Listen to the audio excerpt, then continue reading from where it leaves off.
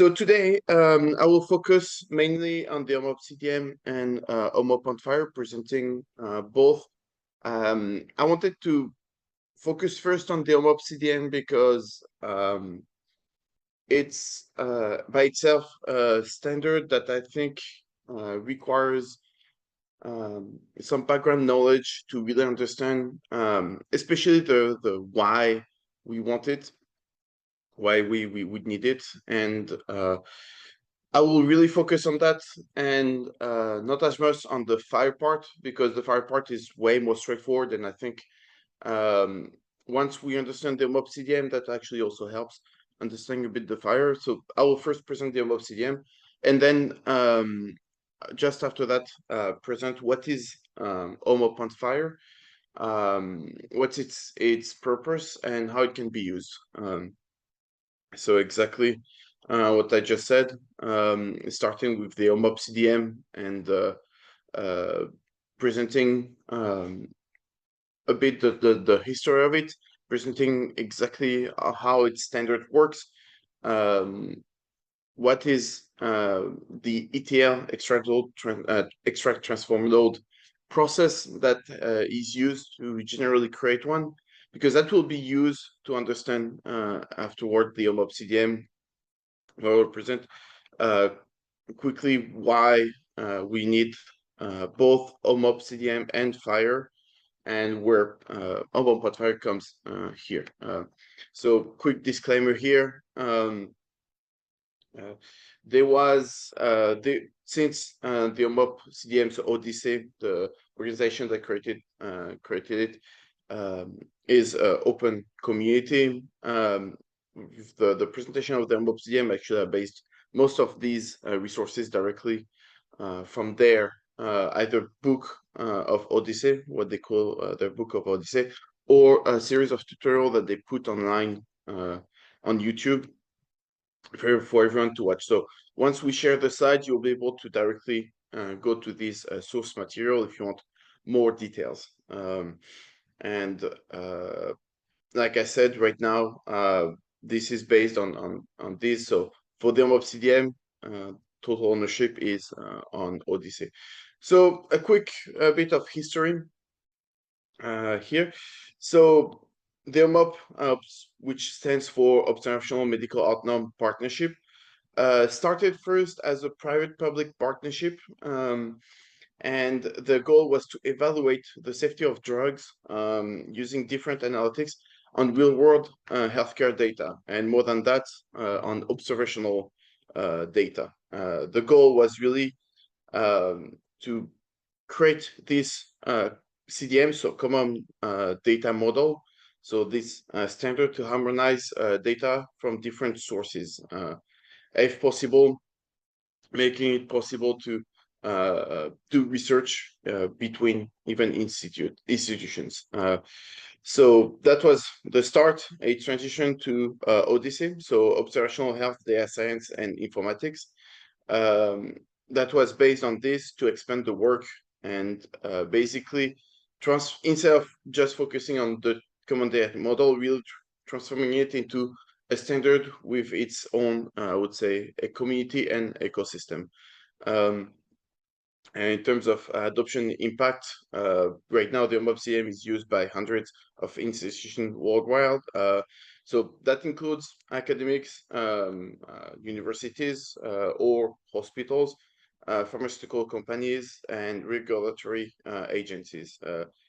So here I put basically a few initiatives. I think the biggest one right now is the EDEN project in Europe, or all of us in USA.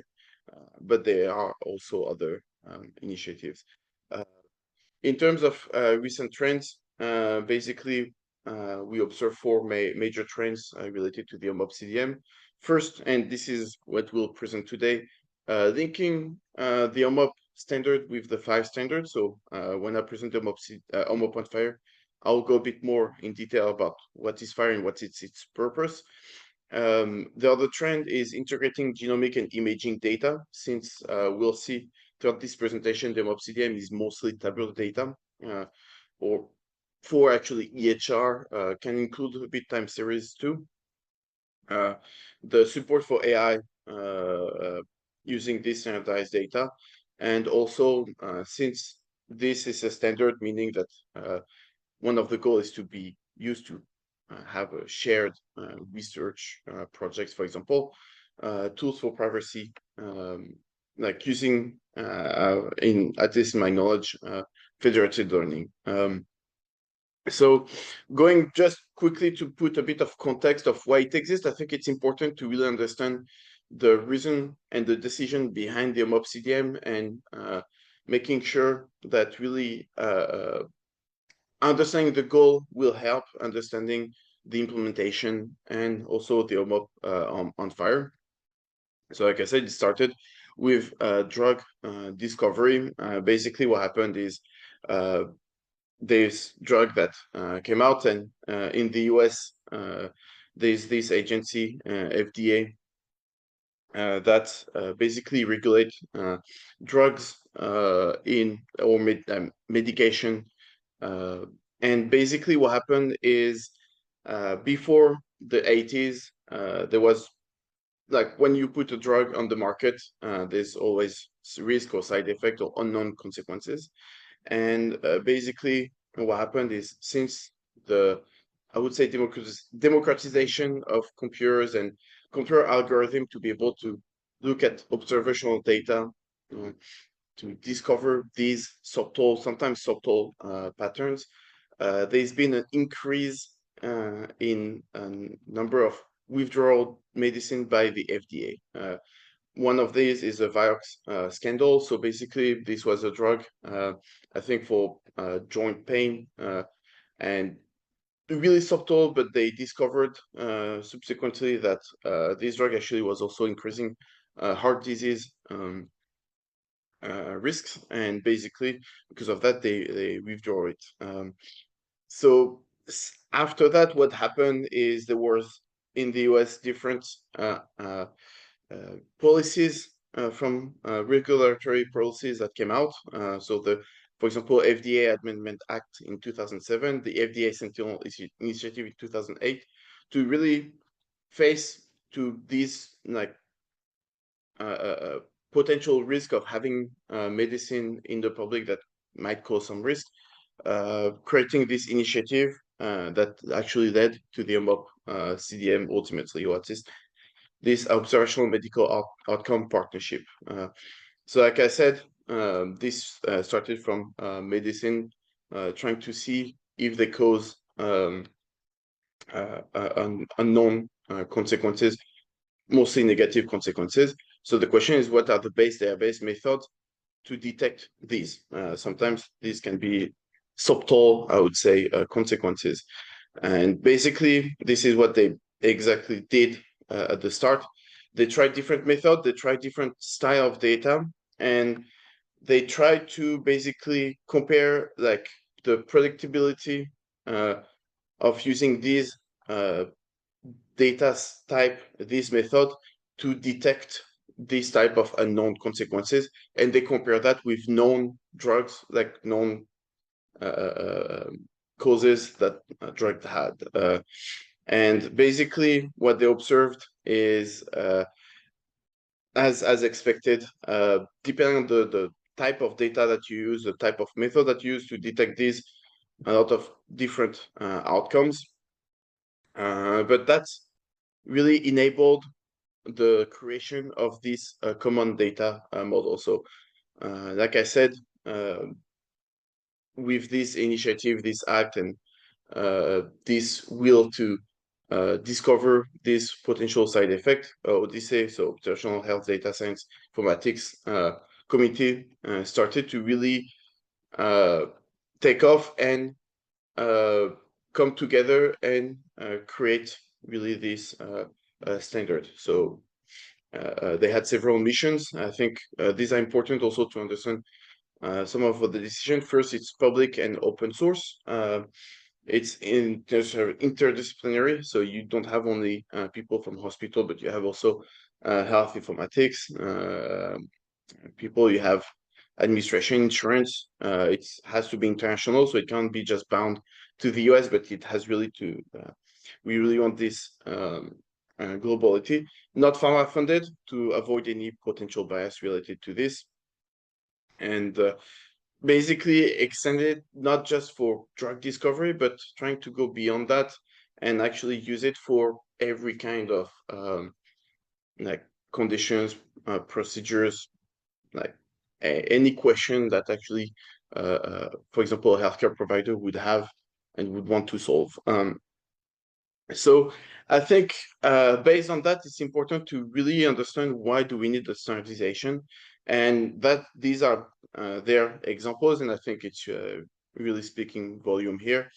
Is power plugs. So as you know, in Europe, in North America, China, Japan, even the UK, we all have different plugs, and the idea is the following: is instead of having different plug systems, and therefore you can't plug your appliance potentially, and therefore you would need adapter. So you need basically this adapter would mean it's not scalable, not transparent, it can be expensive to buy this adapter, and to translate that into the OMOP to a non-standard database, for example, that would mean that we would need to spend some time and cost into building this adapter between our database and whatever tools that exist out there. Instead of that, their standardization enables to have basically a set of tools that would work with any database implementation that use a specific standard. So that's really the goal of the standard, is not necessarily to have just the same database as everyone else, just to have the same database, but really to be able to share all the tools, all the things that were built on top of this standard. So basically, that enables, for example, having a tool that was developed with the standard in mind, without any dataset specific in mind, develop that in the public domain with synthetic data, and, for example, implement it afterwards in a really highly regulated environment. And technically, the implementation, the adoption of this tool should happen almost immediately. That also enables basically having like collaborations between institutions. So that's the second main goal here, is to be able, like, if we all have the same data standard, we can have shared tools that can be used across all the different networks, or even tools such as could even be cohort discovery, for example, things like that. I was mentioning earlier federated learning. That is one of the 4 trends that people are trying right now. But basically, the goal is to have a standard structure, so common format, standard language, meaning that beyond just the format, we want a common language, representation of the different concepts. So I'll go over that quickly, and standard tools. So these are the 3 main, I would say, standard that we want here. And this is the OMOP CDM, where we have exactly that. Seems that. Oh, okay. So we have standard structure. So we have standard tables, a standard format to represent the data, and we have a standard language with different concepts to represent the different concept that we can have in medicine, so in healthcare. So I'll go over that quickly. But these 2 components are here. So starting with the standard language, and this is, I think, core to the problem or the challenge that we have between OMOP CDM and FHIR. But first, what is concept? So basically, when you want to represent anything in the OMOP CDM, you will have what's called a concept. So it can be a procedure, a specific procedure, a specific condition. It can be a specific demographic. It can be a lot of things. And basically, from this concept, you can then build concept relationship, and concept ancestors. Basically, I think a more concrete example to that are all the different vocabularies that can be used to represent, for example, conditions. So we can have ICD-9, ICD-10, some SNOMED code. So these are vocabularies or dictionaries, code that are used mostly in billing, but at least in the US, but codes that are used to represent specific condition or procedures. And basically, this is what the OMOP CDM, at least the standard vocabulary, try to represent. So these are is the example of the vocabulary table in the OMOP CDM that represent all these different vocabularies with the name of the vocabulary, the reference to it. But what's important to hear, to see, is the fact that, like I said, we want a standard vocabulary, and there's a lot of different vocabularies that already exist to represent different concepts or conditions, procedures, measurement, drugs, device, observation, visits. So basically, the question is, we have all these different concepts, but since we have different vocabularies, for example, aspirin here, let's be concrete, aspirin can be represented in ICD-10,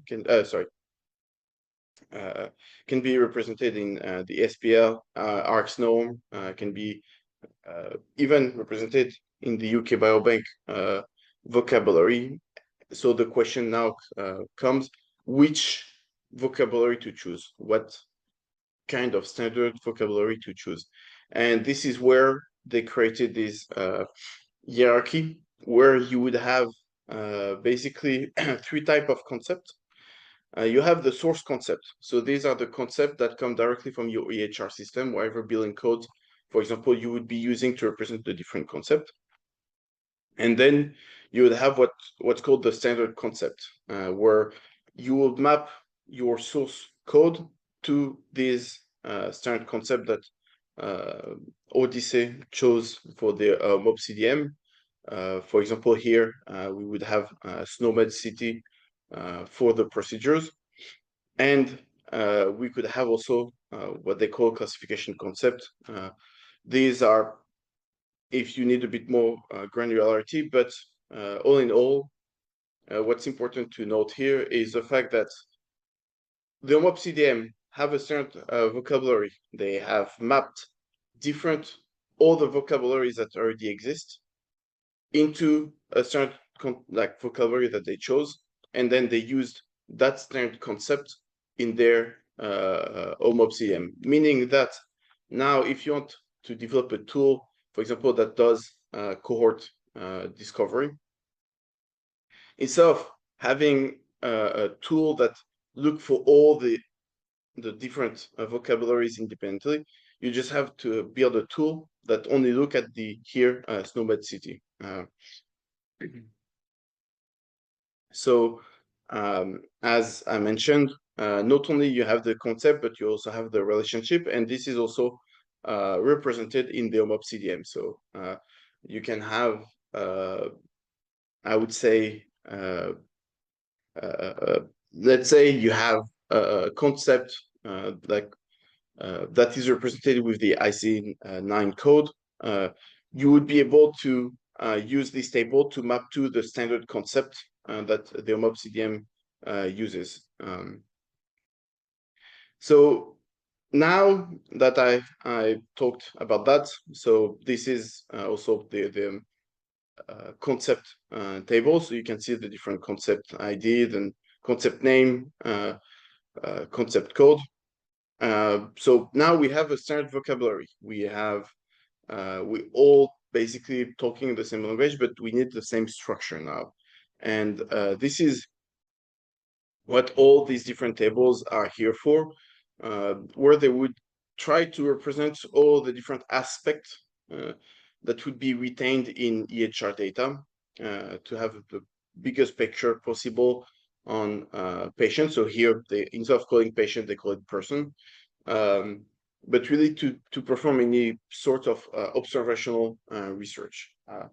So, for example, this is a person table, and I'm presenting this table specifically because I think it represents really what all tables are about. But basically, you would have an ID for each data point. So, for example, for each person here, you would have the ID of that person. You would have the gender concept ID. So you have basically here the concept code that represents the gender of that person, the birth date. Same for the race in the US or ethnicity. You would have link to other tables. So here the link to the other table would be the location, provider, and care site ID, which each have their own table to represent also different data about this.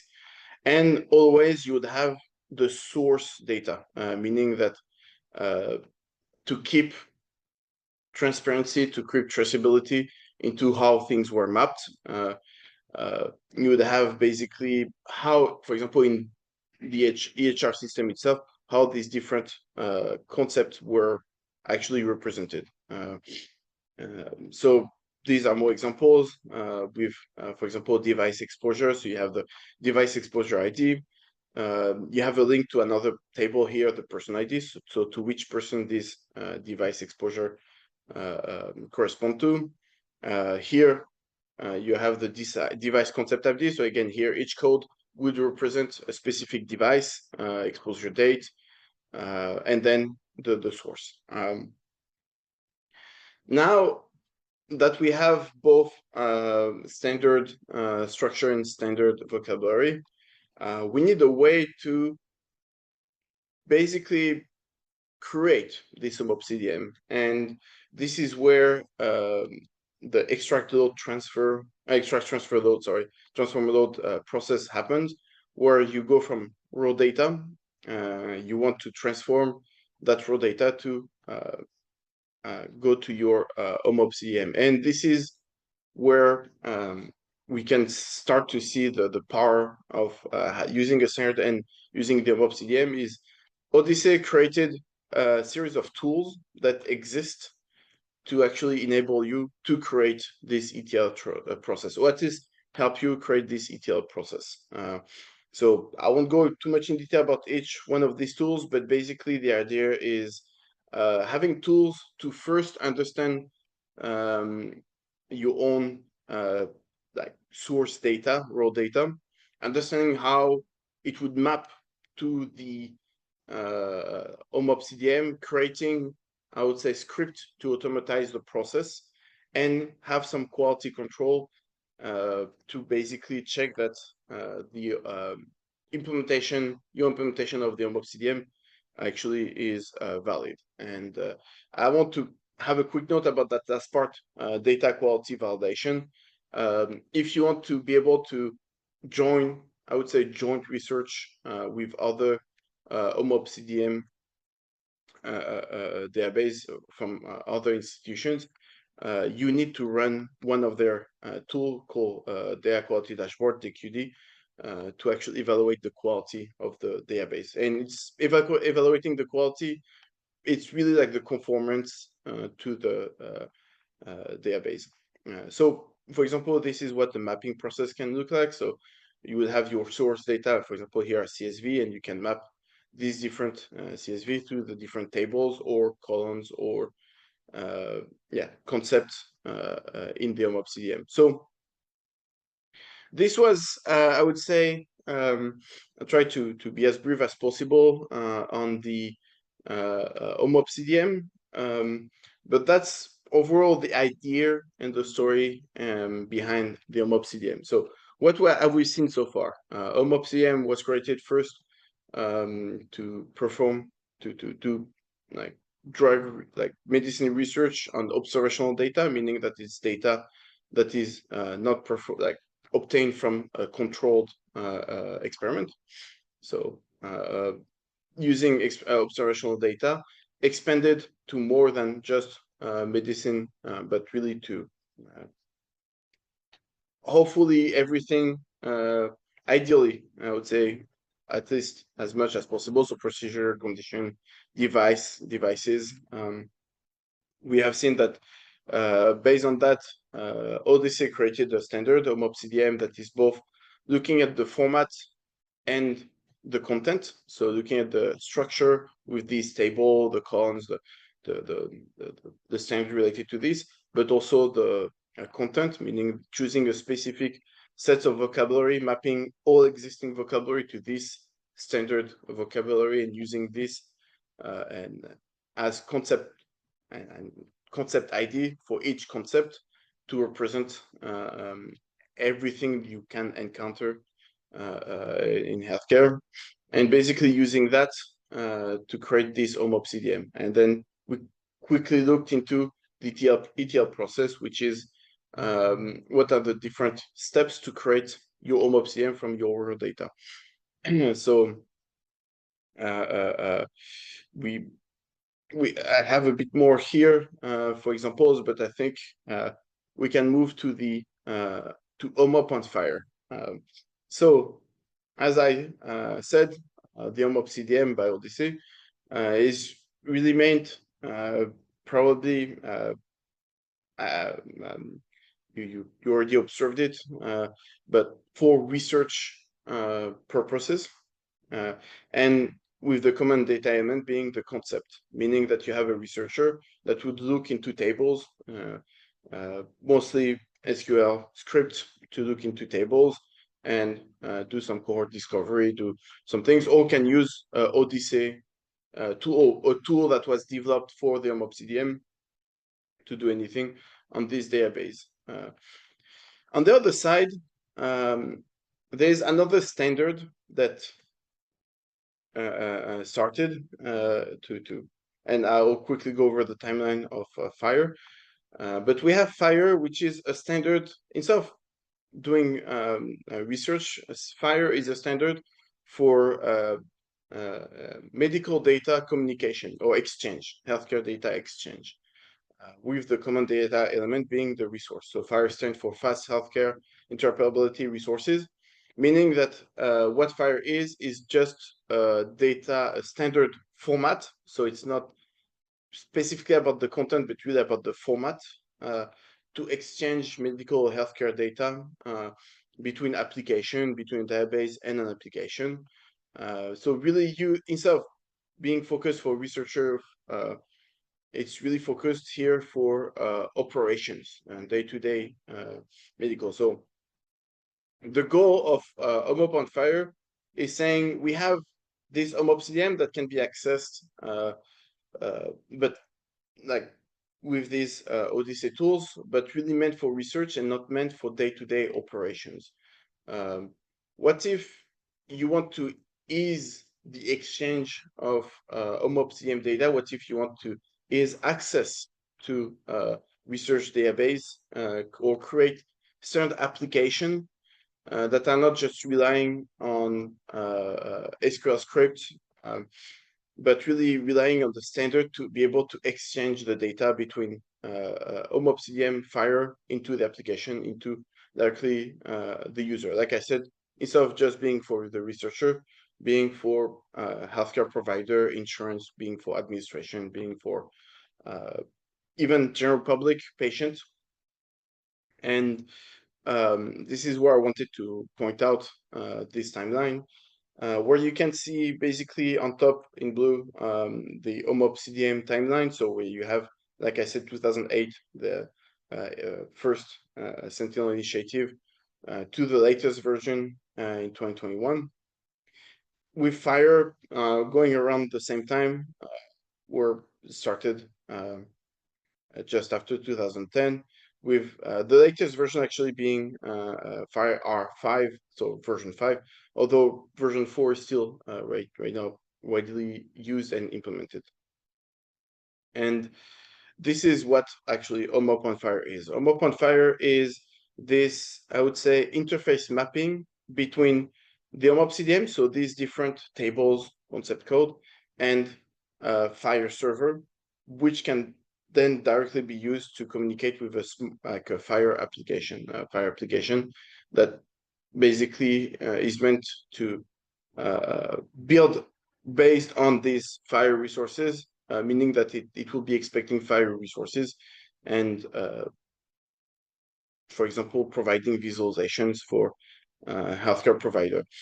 More in detail, OMOP-on-FHIR has three modules, where you have a module that is here to interact with the database, because although right now what I presented are tables, columns, you have to implement that somehow. And right now, one of the most way people are most used way of implementation is using SQL database. So it can be via PostgreSQL, MySQL, can be like I would say any flavor variation of a SQL database. So the OMOP on-FHIR, like you would need anyway a way to interact with this and extract the different concepts or the different data points from this. Then you would need the mapping module. So I will show you a bit later examples of FHIR resources, how it looks like. But basically, there's two things here in play. The OMOP CDM is using standard vocabulary. FHIR is not. So are you using the same? So if you want to go from the OMOP CDM to FHIR, that can be relatively straightforward, because you can just use whatever concept ID and the vocabulary, standard vocabulary that was used for each data point. But if you want to go from the other side, going from FHIR, so you have EHR that is using FHIR as an endpoint, and you want to convert that into OMOP CDM database for research, then that mapping module becomes critical, because then you need to map whatever, if you're using, for example, ICD-10, ICD-9, you would need to convert that into the standard vocabulary for the OMOP CDM. So this is why you have always a mapping module. And then you would have, you would need a way to communicate either with a FHIR server or create your own FHIR server on the OMOP on-FHIR. So also quick disclaimer. So OMOP on-FHIR was developed in Georgia Tech by Dr. Duke and his team. So this is what they basically have come up with. But what I'm presenting to you is, anyway, if you were to build your own OMOP on-FHIR tool, like if you wanted to, you would anyway need these three modules. So and another layer of difficulty, as I presented with the timeline, is you have different versions, so you also need to be able to map between these different versions. So now, how would you validate your implementation of on-FHIR? And the idea here, and this is what the presentation tutorial is about today, is really presenting not only how to implement it, but really how would you validate it. And the idea is the following. You would ideally need a source that can give you both either OMOP-on-FHIR data and the corresponding FHIR, so that you can basically from the OMOP data convert into FHIR with the OMOP-on-FHIR, and then compare that directly with the FHIR resources, or vice versa if you want to look from the other side. But like I said, and that's a bit more detail about why the mapping process is important and why it's not that trivial, why it's not that straightforward. Let's go a bit more in detail about FHIR. So because the purpose of the two are different, the structure and the information that is represented is not necessarily the same. Because on the OMOP CDM, the goal is for research and collaboration between different institutions. You would not necessarily have as much information as in FHIR, which is meant for data exchange, like I said, between, for example, EHR and web application that is then used by clinicians or patients directly. So for example, in the FHIR, you would have a patient name, whereas in the OMOP CDM, you would not, because the OMOP CDM, OHDSI did not deem necessary to have this risk to have directly the patient name. You would have also in the patient resource in FHIR the death of the patient represented here if the patient is unfortunately diseased, which is in another table in the OMOP CDM. Also in the OMOP CDM, like I said, you have some data that are inherent to the data point that you have, but you also have the source content, which you don't necessarily have in FHIR. So this is why not only you need to have this mapping process, but also, and this is the part that is a bit tricky, whenever you have an OMOP CDM database, you don't have actually all the information that can be used by FHIR. For example, patient-specific data that is in FHIR but not OMOP CDM, so like the name, for example, you have same for observation, immunization, and supplements. You have their information that needs to be added on top of your OMOP CDM database to be able to have a correspondence and mapping to a FHIR resources. And like I said, for example, you have for the person table, you need to supplement the family, the name, the language, for example. In the US, the social security number, marital status. Like I said, that right now is not on the OMOP CDM. So here you go. So I quickly wanted to show you how it basically looks like. So basically what you see here is, like I said, you need a FHIR server. So FHIR server, you can see that really as a server that stores different FHIR resources. And basically what we have here in the background is the fact that this FHIR server, we're using OMOP CDM that is directly connected to an OMOP CDM database. So basically, like right now it's using synthetic data, so that's why I can show you that here. But basically here, when I did a query request, so when I basically requested a specific FHIR resource, it went through the whole like different modules that I shared with you, got the data from the OMOP CDM database that was that we created with synthetic data, and gave me the corresponding patient. And just for quick information, this is a way a FHIR resource can be represented. So like I said here for patients, so you would have patient name, identifier, gender, birth date, and like I said, all this, right, like what you see here is based on OMOP-on-FHIR and an OMOP CDM database. So we will share this with you as well, but basically this is just to show the technical demonstration of how like how it would look like. So let me go back. Yep. So these were screenshots in case the video was not working, but basically these are all FHIR resources that were, like I said, retrieved with the OMOP CDM.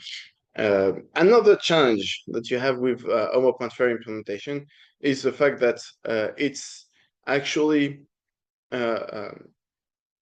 since you have like you have to have a module that has to look for this OMOP CDM, like I said, mostly SQL implementation.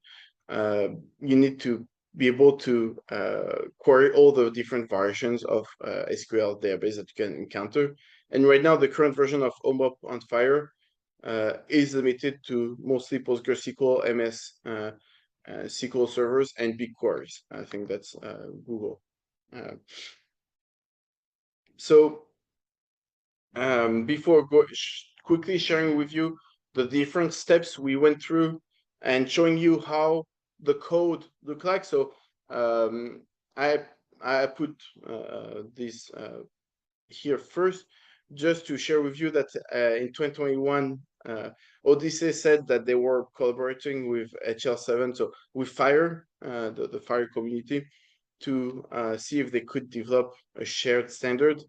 So it's already been 4 years, and just to let you know, it's thousands of people working on that, and it's so complex to create a standard that would mix both the exchange capability and research capability that they still I'm not sure exactly what is the current progress on it, but like it's such a big endeavor that it's not out yet. But like I said, I quickly wanted to share with you the implementation. So I won't go line by line with the code. What I want to share with you is because like we'll share with you the slide so that you have an idea of the specific code. Here, this implementation code is based on synthetic data also. So basically, you can try for yourself if you want to on your own. You don't need to have access to a big database. But the reason I'm showing you that now here is because I want to share with you the major steps and the idea behind the code, like why we would use certain code. So these are some requirements, and I think I really want to focus on that a bit, because this can be the first challenge that we would have if we want to implement this tool, or even so that's I say that for the OMOP-on-FHIR, but even for OMOP CDM tools, OHDSI tools in general, that also can be a challenge, is the fact that if we have a highly constrained environment, we still need to have, at least right now, so these or some of these dependencies depend on the exact tool. So here for the OMOP on-FHIR, we would need these three tools basically, or as code language installed to be able to actually implement OMOP-on-FHIR. So Java is the code, programming language code that is actually under the hood of OMOP-on-FHIR. So basically, OMOP-on-FHIR is using Java to do all its operations. RStudio, this is mostly to create the OMOP CDM database, and to use also widely used for the tools developed by OHDSI for the OMOP CDM. And Docker is also, I would say, a tool that enables you to package application and meant to deploy application with all its internal dependencies inside. So really, Docker is meant to be some sort of, you can see that as a container with application inside that you can deploy anywhere you want, as long as your environment where you want to deploy it has Docker, I would say, installed. So first, the creation of, at least here, the synthetic OMOP CDM database. So the disclaimer here would be slightly different. This is based on the GitHub that OHDSI provided. But basically, the idea is the following. Since, like I said, the OMOP CDM is using vocabulary, like a standard vocabulary and concepts, you need to first download this vocabulary. Can take a bit of time. Then download the synthetic data. So this step, like once we have our own like access to the database, that step would not be necessary. That's really meant if you want to try out right now by yourself. Build the synthetic database. So step 2, 3, 4, 5, 6 are basically here to create this synthetic database. So few tools that I want to share with you here that actually would be anyway useful. The first one is Athena. That is OHDSI, I would say, platform that is used to download all these different vocabularies, the vocabulary mapping, like everything I presented before on the OMOP CDM. Then the idea is to have our source data. So here, synthetic data that is actually using Cynthia. So Cynthia is, I would say, a synthetic data generator that allows us to create CSV file and corresponding directly FHIR resources. Then what we would do is build our database. So in this implementation, we're using PostgreSQL. So what's important to note here is the fact that what you see, I would say with a darker background, is the code that we would run directly. These are Docker commands, so you don't need to even necessarily now understand. The idea is the following: is using Docker enables you to quickly deploy any tool you want, independently of your system, like I said, as long as you have Docker installed. So instead of having to install PostgreSQL, for example, on your own laptop, computer, server, wherever, if you install Docker, then you can use these commands and you can automatically create this database. So here is to create the empty PostgreSQL. That's to basically, I would say, setting up this database, then downloading the synthetic data, then using here RStudio, and like I said, we need to do the ETL process because now we have our raw data, synthetic data that we want to convert into our OMOP CDM, and you have two ways of doing it. The first way is, so sorry, you have one way to do that, and basically you have to use OHDSI. They have developed, I would say, scripts on RStudio to be able to create your own OMOP CDM database. And like I said, all this suite of tools that I showed with the OMOP CDM to perform this ETL transfer. Fortunately for us, with the synthetic data, OHDSI also has created these other scripts that where they have already done the ETL process for the Cynthia synthetic data. So that enables, I think, quick iteration. Like I said, here is really about the implementation part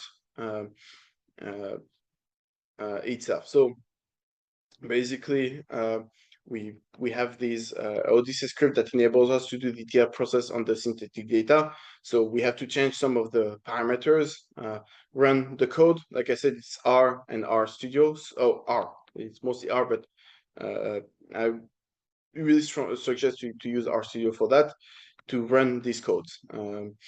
And then, yeah, that's basically the whole flavor.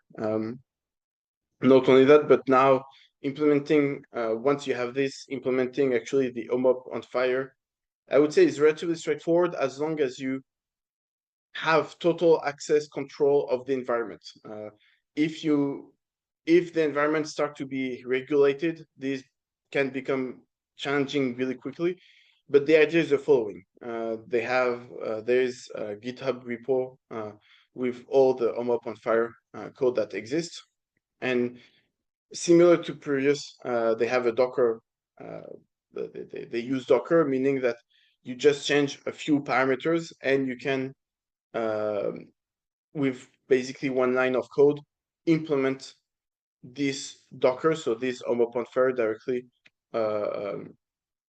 into whatever environment you have. Like I said, as long as it has Docker installed and as long as it has access to the OMOP CDM database. And this is a quick note that I probably will share right now, is the fact that with Docker, that's why in this implementation with synthetic data, we have the database also deployed with Docker, is because you can create a private Docker network between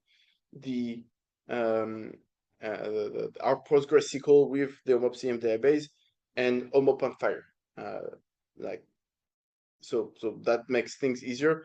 Like I said, if in real world that can become extremely challenging because one of the steps is giving the link to the OMOP CDM database. And I know in highly regulated environment, sometimes this is closed. So that's why right now I'm presenting that on synthetic data. But this is the overall idea behind OMOP CDM, OMOP-on-FHIR. So this is the end of today's presentation. So of course, I would assume there's some questions. So first, thank you for listening. And yeah, if you have any questions, I would be glad to answer them.